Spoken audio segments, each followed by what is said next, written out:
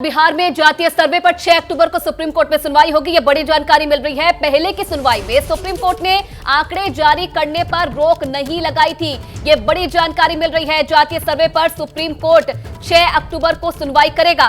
पहले की सुनवाई में सुप्रीम कोर्ट ने आंकड़े जारी करने पर रोक नहीं लगाई थी। तो आपको बता दें कि बिहार सरकार की तरफ से कल जो जातीय जनगणना हुई है उसके आंकड़े जारी कर दिए गए हैं और इस सर्वे में यह साफ हो गया है कि किस जाति का कितना प्रतिनिधित्व जनता में है और इन सब के बीच जातीय सर्वे पर 6 अक्टूबर को सुप्रीम कोर्ट में अगली सुनवाई होने जा रही है। और निपुण सहगल हमारे साथ जुड़ गए। निपुण, ये जो 6 अक्टूबर को सुनवाई होने जा रही है ये किस तरीके से महत्वपूर्ण है और अब आंकड़े तो जारी हो चुके हैं? बिल्कुल, आंकड़े जारी हो चुके हैं और जो याचिकाकर्ता पक्ष है जिसने पहले पटना हाईकोर्ट में विरोध किया कि ये सर्वे कानूनी रूप से गलत है, असंवैधानिक है, राज्य सरकार को अधिकार, ऐसी तमाम बातें कही थी। ये जो पक्ष है इसने सुप्रीम कोर्ट में कोशिश की, जब हाईकोर्ट में हार मिली, कि सुप्रीम कोर्ट आंकड़े जारी करने पर रोक लगा दे, लेकिन सुप्रीम कोर्ट ने बार बार कहा कि जब हाईकोर्ट ने विस्तृत आदेश दिया है तो हम भी विस्तार से सुनवाई करेंगे। यानी सुप्रीम कोर्ट ने कोई आदेश रोक लगाने का नहीं दिया था। बिहार सरकार ने इस बीच में आंकड़ा जारी कर दिया है। अब सुप्रीम कोर्ट जो सुनवाई करेगा वो काफी हद तक एकेडमिक एक्सरसाइज की तरह होगा, क्योंकि एक बार सर्वे के आंकड़े जारी हो चुके हैं। ऐसे में अब उसको वापस तो नहीं लिया जा सकता है, लेकिन फिर भी याचिकाकर्ता बिल्कुल। और अब देखने वाली बात होगी कि 6 तारीख की सुनवाई में क्या होता है। शुक्रिया निपुण आपका। इस बीच एक और बड़ी खबर आ रही है। इस बीच बिहार में जातीय जनगणना को लेकर आज एक और बड़ा डेवलपमेंट होने जा रहा है। जातीय जनगणना पर आज अहम बैठक है। नीतीश कुमार ने सर्वदलीय बैठक बुलाई है। पटना में दोपहर 3:30 बजे सर्वदलीय बैठक होनी है। जातीय जनगणना के आंकड़ों पर चर्चा होगी। इसके साथ ही साथ आर्थिक सर्वेक्षण को लेकर भी बात की जा सकती है। तो सर्वदलीय बैठक नीतीश कुमार ने बुला ली है। बिल्कुल, और प्रकाश कुमार इस खबर पर और ज्यादा जानकारी देंगे। प्रकाश, ये सर्वदलीय बैठक आज बुलाई गई है, क्या कुछ एजेंडा रहने वाला है, क्या कुछ मुख्य बातें रहने वाली है बैठक को लेकर? देखिए, नीतीश कुमार काफ़ी गदगद है, इसलिए क्योंकि पिछले कई दिनों से इस पर, चाहे वो कानूनी अड़चन हो या फिर पार्टियों की तरफ से जो सवाल उठाते रहे हैं, उसको लेकर के वो बहुत बड़ी लंबी छलांग लेने वाले हैं। जिस तरह से बिहार में जातिगत आधार पर गणना कराई गई है, वैसे ही मांग अब पूरे देश में उठने वाली है। तो एक नज़ीर की तरह है नीतीश कुमार के लिए। अब यही एक्सरसाइज जो है वो अब ये बता करके करेंगे कि कैसे सभी पार्टियों, सभी दलों जिनका की प्रतिनिधित्व है बिहार विधानसभा में, उनके लोगों को बुलाया जाएगा, उनके लीडर्स को, और 3:30 बजे बैठक होगी। बाकायदा प्रेजेंटेशन होगा और उस प्रेजेंटेशन में ये बताया जाएगा कि किस जाति का क्या आधार है और किस आधार पर अब आगे जो आर्थिक सर्वे किया गया है, जो सामाजिक और आर्थिक सर्वे है, उसके क्या नतीजे आए हैं। बिल्कुल। और प्रकाश, जिस तरीके से क्या सर्वदलीय बैठक बुलाई गई है और जिस तरीके का माहौल सियासी तौर पर बना है, ये भी कोई संभावना या आशंका नहीं है कि कहीं से कोई दिक्कत आएगी, क्योंकि हर कोई श्रेय लेने की कोशिश कर रहा है। हर कोई कह रहा है कि हम भी चाहते थे। बिल्कुल, श्रेय लेने की कोशिश की जा रही है। आपने देखा कि कल जब ये सर्वे जारी किया जा रहा था तो उस वक्त कोई नेता, कोई लीडर या सरकार का मंत्री कोई नहीं था, बल्कि सरकार के अधिकारी थे। तो अधिकारियों की तरफ से ये सर्वे जारी किया गया, क्योंकि इसमें एक बात सभी साफ थी कि सारे दल उनका समर्थन था और उसी आधार पर समझ गई है। प्रकाश, अब देखने वाली बात है बैठक में क्या होगा। बहुत धन्यवाद आपका तमाम जानकारी के लिए। जातीय सर्वे के आंकड़े आने के बाद अब लगातार देखिए राजनीति गर्म है। सुनिए किस तरह से बयानबाजी इस पूरे मामले पर हो रही है। 9 पार्टियों की सहमति से सामने सर उनको भी अब बुला करके और उनके सामने जितना काम हुआ है उन सब चीज को भी उनके सामने प्रेजेंट करेगा। और जितना सब कुछ ज्ञान मिला है आज तो सबको बता दिया गया है, सब लोगों को दिया जाएगा। जातीय जनगणना बिहार की जनता में, गरीबों में भ्रम फैलाने के सिवा कुछ नहीं है। 33 साल, 18 साल नीतीश बाबू और 15 साल लालू यादव, ये दोनों ने मिलकर राज किया और गरीबों को क्या उद्धार किया। सड़क से संसद तक हम लोगों ने संघर्ष किया था। जातीय जनगणना हम लोग चाहते थे, लेकिन बिहार में हम लोगों ने जातीय आधारित गणना हम लोगों ने कराया है। कितने बार जो है अड़चने, बाधाएं जो हैं पैदा करने की कोशिश की गई भाजपा द्वारा। मैंने तो कहा ही था, नीतीश कुमार की सरकार को बार बार मैं कह रहा था कि तुरंत रिपोर्ट जारी करो। और ये आधा अधूरा रिपोर्ट है। अभी भारतीय जनता पार्टी इस पूरे सर्वेक्षण के कार्य को देखेगी, जांचेगी और फिर अपना विस्तृत बयान देगी, लेकिन ये आधा अधूरा है। और चलिए आगे बढ़ेंगे। बड़ी खबर आ रही है, एक निजी वेबसाइट के ठिकानों पर दिल्ली एनसीआर में दिल्ली पुलिस की स्पेशल सेल और ईडी की छापेमारी हो रही है। इस वेबसाइट पर चीनी फंडिंग के जरिए भारत में दुष्प्रचार का आरोप है। पुलिस ने लैपटॉप, मोबाइल फोन और हार्ड डिस्क का डेटा जब्त किया है। दिल्ली पुलिस ने यूएपीए के तहत केस भी दर्ज किया है। तो बड़ी खबर दिल्ली से है और हमारे साथ हमारे 3 सहयोगी जुड़ गए हैं। दिल्ली से वरुण जैन हैं, मुंबई से मृत्युंजय हैं और दिल्ली से अहमद बिलाल हमारे साथ बने हैं। वरुण, सबसे पहले आपके पास ही आ रहे हैं। जिस तरीके से ये छापेमारी चल रही है, क्या इनपुट्स मिल रहे हैं और शिकायतें किस तरह की थी? देखिए, आज सुबह से ही दिल्ली पुलिस की स्पेशल सेल की मल्टीपल लोकेशंस पर छापेमारी चल रही है। सूत्र इस बात की जानकारी दे रहे हैं कि 30 से 40 लोकेशंस पर ये छापेमारी, एक जो प्राइवेट पोर्टल है उससे जुड़े जो ठिकाने हैं और उससे जुड़े जो लोग हैं उन पर ये छापेमारी चल रही है। इस वक्त मैं दिल्ली पुलिस की स्पेशल सेल के दफ्तर के बाहर ही मौजूद हूँ और इस वेब पोर्टल से जुड़े जो लोग हैं उनको लगातार यहाँ पर पुलिस लेकर पहुँच रही है। उनके पास जो इलेक्ट्रॉनिक गैजेट्स, लैपटॉप और जो जरूरी दस्तावेज जब्त किए गए हैं, पुलिस वो भी लेकर यहां पर पहुंच रही है। ऐसा नहीं है कि स्पेशल सेल ही अभी इस मामले की जांच कर रही है। इससे पहले ईडी ने भी जब छापेमारी की थी तब आरोप यही था कि एक चीनी नागरिक के जरिए करीब 38 करोड़ रुपए की जो फंडिंग है वो हुई थी और उसके बाद भारत के खिलाफ एक जो प्रोपेगेंडा है वो चलाया गया और जो चीन के जो फेवर में जो खबरें हैं वो कुछ इस तरीके से चलाई जाती थी कि भारत के खिलाफ एक गलत नैरेटिव बने। उसके बाद ईडी ने जो सामान जब्त किया था, जो जानकारी थी, वो दिल्ली पुलिस की स्पेशल सेल के साथ शेयर की थी। हालांकि ईडी की जो कार्रवाई थी वो पीएमएलए एक्ट के तहत थी, लेकिन अब दिल्ली पुलिस ने इसमें यूएपीए, बिल्कुल यूएपीए लगाया है, जो बड़ा गंभीर एक्ट है। मुंबई से मृत्युंजय हमारे साथ बने हैं। Mrityunjay, unlawful activities prevention act बड़ा गंभीर ये धारा मानी जाती है। मुंबई में किन किन जगहों पर छापेमारी चल रही है और कुछ जानकारी निकलकर सामने आ रही है क्या? देखिए, जिस प्रकार से ये एक निजी न्यूज़ पोर्टल के फंडिंग का मामला है जिसमें दिल्ली पुलिस की स्पेशल सेल 30 से अधिक जगहों पर छापेमारी कर रही है, तो मुंबई में भी, मुंबई के जुहू इलाके में भी एक सामाजिक कार्यकर्ता और पत्रकार के घर पर छापेमारी की गई है।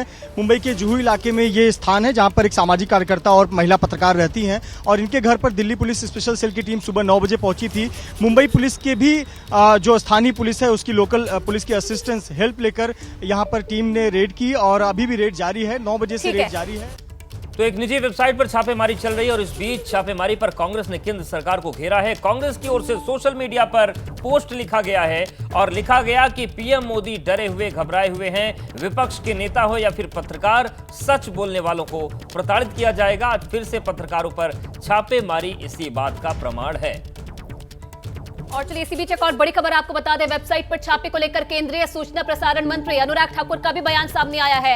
अनुराग ठाकुर का कहना है कि अगर किसी ने गलत किया है तो जांच एजेंसियां उस पर काम करती है। जांच एजेंसियां जांच के लिए स्वतंत्र हैं।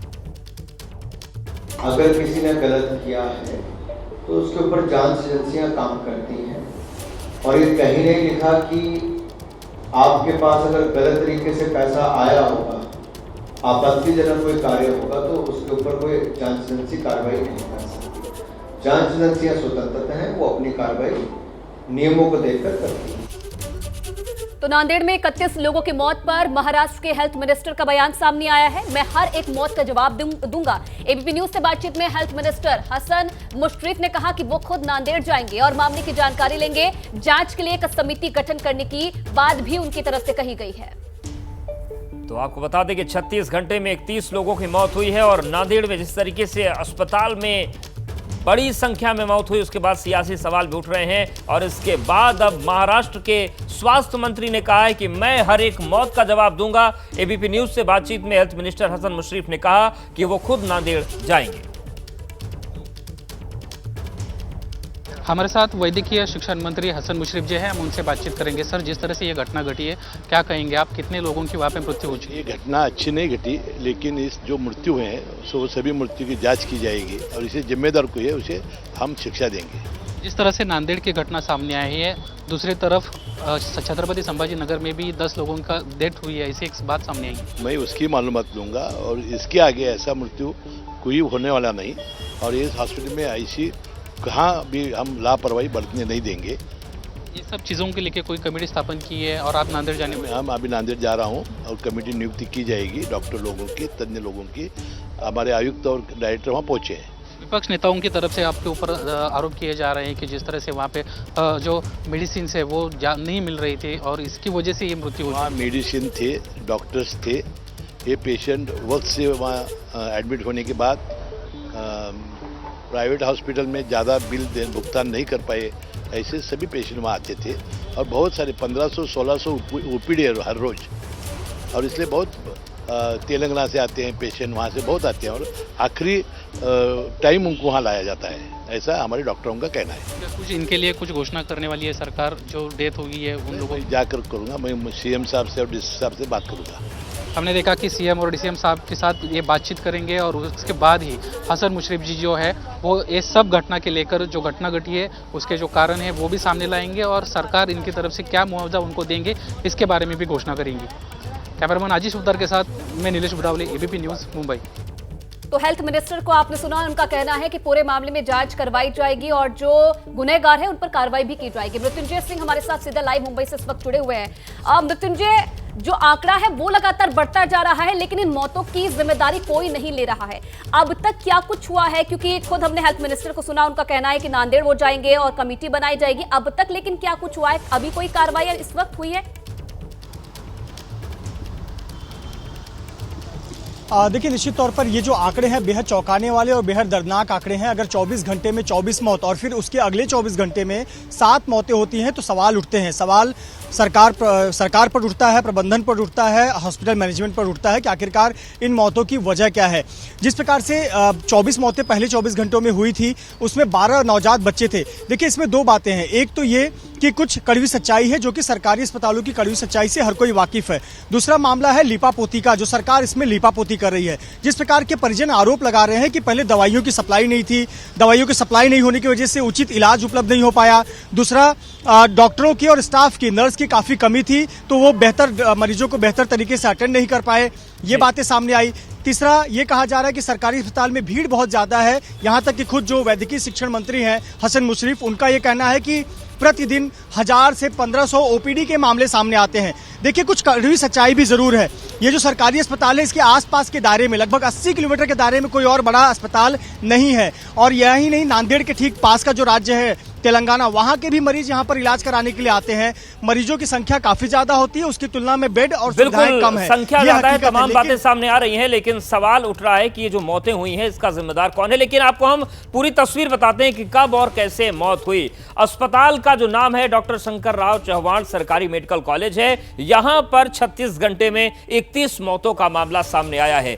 30 सितंबर से 1 अक्टूबर के बीच के ये 31 मौतें हुई हैं और इन सब के बीच अक्टूबर दोपहर 12 बजे तक मरने वालों में 10 नवजात और 12 बजे तक इनकी मौत हुई। 30 सितंबर दोपहर 12 बजे से 1 अक्टूबर दोपहर 12 बजे तक हुई है। मरने वालों में 10 नवजात बच्चे हैं, 12 बड़ी उम्र के मरीज हैं। हालांकि दावा किया जा रहा है कि इसमें 4 हार्ट पेशेंट थे। 1 अक्टूबर की रात 12 बजे से 2 अक्टूबर की रात 12 बजे तक 7 और मौतें हो गई और इसीलिए सवाल उठ रहे हैं कि आखिर 36 घंटे में 31 मौत जो हुई हैं, जिम्मेदार कौन है। मरने वाले 7 मरीजों में से 4 बच्चे भी शामिल थे और इन सब के बीच 30 सितंबर से 2 अक्टूबर की अगर हम बात करें तो ये मौतें हुई हैं। तो कुल 31 मौतें हुई हैं 36 घंटे के भीतर और इसीलिए सवाल उठ रहा है। हालांकि कहा यह जा रहा है कि अधिकतर मरीज उस स्थिति में आए थे जब उनकी आखिरी सांसें चल रही थी। और इस बीच एक बड़ी खबर आ रही है। बड़ी खबर का रुख करते 31 मरीजों की मौत के बाद सियासत शुरू हो गई है। कांग्रेस अध्यक्ष मल्लिकार्जुन खड़गे ने महाराष्ट्र सरकार पर सवाल उठाए हैं। तो राहुल गांधी ने कहा है कि बीजेपी सरकार हजारों करोड़ रुपए अपने प्रचार पर खर्च कर देती है मगर बच्चों की दवाइयों के लिए पैसे नहीं है।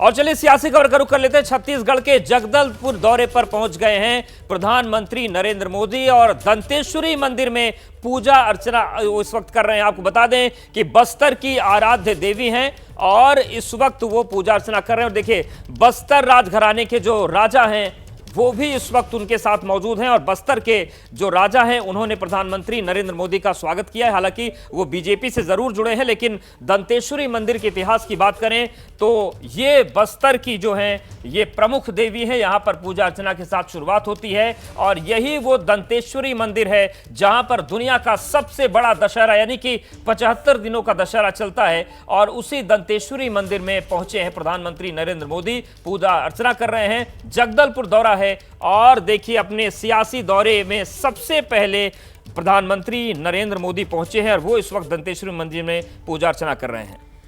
बिल्कुल, तो आज छत्तीसगढ़ और तेलंगाना का दौरा प्रधानमंत्री नरेंद्र मोदी का मिशन 2024 के तहत काफी अहम प्रधानमंत्री के ये दोनों दौरे। और सबसे पहले छत्तीसगढ़ के जगदलपुर की ये तस्वीर हम आपको दिखा रहे हैं। देखिए अपने कार्यक्रम की शुरुआत मंदिर से कर रहे हैं प्रधानमंत्री। ये प्रसिद्ध मंदिर पहुंचे हैं, यहाँ पर आप देखिए देवी की पूजा अर्चना करने के साथ साथ अब अपने कार्यक्रम की शुरुआत कर रहे हैं और कई परियोजनाओं का लोकार्पण और शिलान्यास प्रधानमंत्री की तरफ से किया जाएगा। कई बड़ी सौगातें आज छत्तीसगढ़ को देंगे प्रधानमंत्री नरेंद्र मोदी। और देखिए लगातार दौरे पे दौरे प्रधानमंत्री के हो रहे हैं। दंतेश्वरी मंदिर ये मंदिर है जहां पर इस वक्त प्रधानमंत्री नरेंद्र मोदी की तरफ से पूजा अर्चना की जा रही है। तो मिशन छत्तीसगढ़ पर लगातार प्रधानमंत्री नरेंद्र मोदी और एक बार फिर से पहुंचे हैं और आप देखिए किस तरीके से अपने दौरे की शुरुआत आज वो कर रहे हैं। तो ये तस्वीर दिखा रहे हैं दंतेश्वरी मंदिर की। आप देखिए प्रधानमंत्री नरेंद्र मोदी हैं, दंतेश्वरी मंदिर के पुजारी, और जो अंदर गर्भगृह में जा रहे हैं ये बस्तर के वर्तमान राजा कमल चंद्र भंजदेव हैं।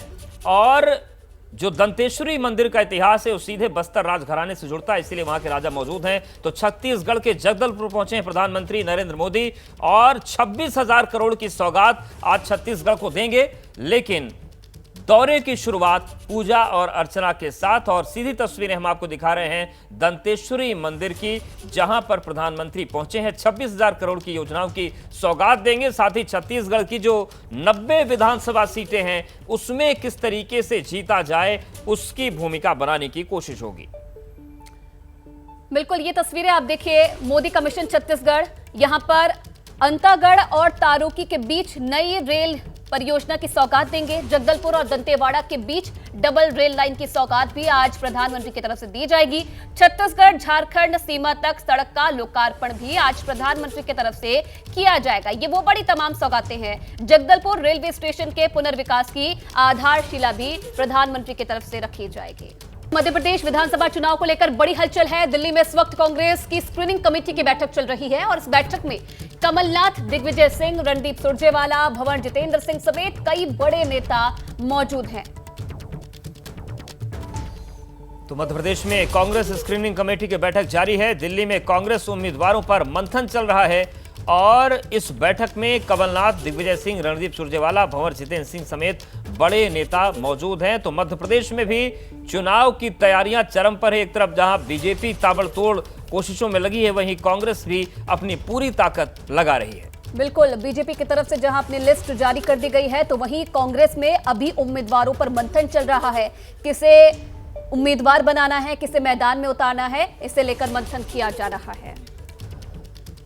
मध्य प्रदेश में कांग्रेस वापसी के लिए जोर लगा रही है, तो वहीं राजस्थान में बीजेपी को वापसी का भरोसा है। एबीपी न्यूज से बातचीत में राजस्थान बीजेपी के बड़े नेता और केंद्रीय मंत्री गजेंद्र सिंह शेखावत का कहना है कि गहलोत की भ्रष्ट सरकार की वापसी नहीं होगी। राजस्थान में बीजेपी के लिए पीएम मोदी सबसे बड़ा चेहरा है। सीएम बनने और विधानसभा चुनाव लड़ने के सवाल पर शेखावत का कहना है कि जो पार्टी कहेगी वो करूंगा।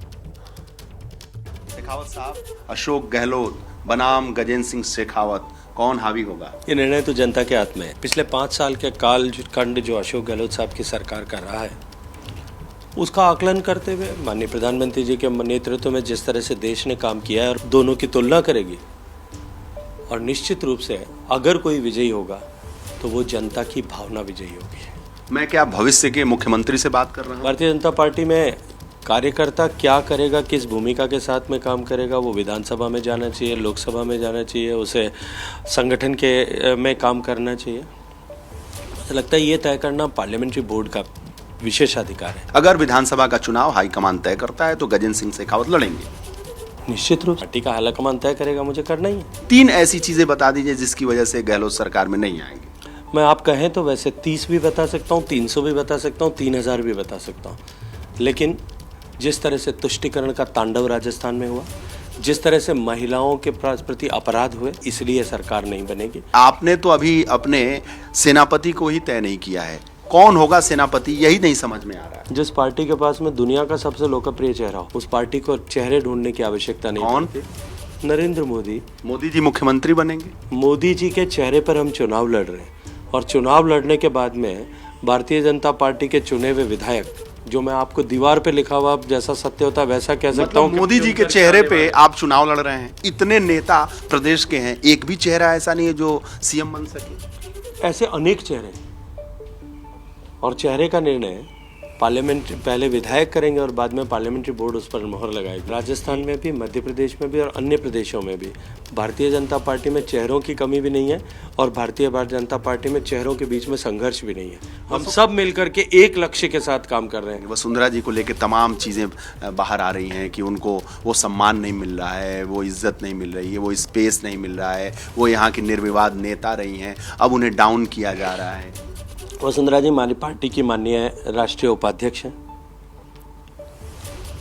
पद के दृष्टिकोण से पार्टी में मुझे लगता है कि अध्यक्ष के बाद में दूसरे बड़े पद पर आसीन है। निर्विवाद रूप से हमारी सबकी नेता हैं। 2 बार राजस्थान की मुख्यमंत्री रही हैं, 2 बार एलओपी रही हैं, 2 बार प्रदेश अध्यक्ष रही हैं, और आज भी भारतीय जनता पार्टी के हर कार्यक्रम में, हर बैठक में पूरी प्रमुखता के साथ उनकी उपस्थिति रहती है। और आप देखते जाइए, ये जो भ्रम फैलाने की कोशिश की जा रही है, ये भ्रम की दीवारें टूटेंगी। हम सब मिलकर के इस कांग्रेस के कुराज को उखाड़ कर फेंक देंगे। आखिरी सवाल, प्रधानमंत्री नरेंद्र मोदी का राजस्थान दौरा जब हो रहा है, तब मुख्यमंत्री अशोक गहलोत निशाना साध रहे हैं, यहां तक कह रहे हैं कि प्रधानमंत्री को दिल्ली रहने की क्या जरूरत है, यहीं घर खरीद लें। देखिए, जो बौखलाहट है उनकी, ये जो खिसियाहट है उनकी, सामने प्रत्यक्ष दिखाई देती हुई हार के कारण से जो खींच है उनके विधायकों के भ्रष्टाचार के चलते हुए धरातल पर उनकी अस्वीकार्यता जो बनी है, उसके चलते हुए ये सामने दिख रहा है कि सत्ता का सिंहासन डोल रहा है और जनता खींच करके नीचे गिराने वाली है।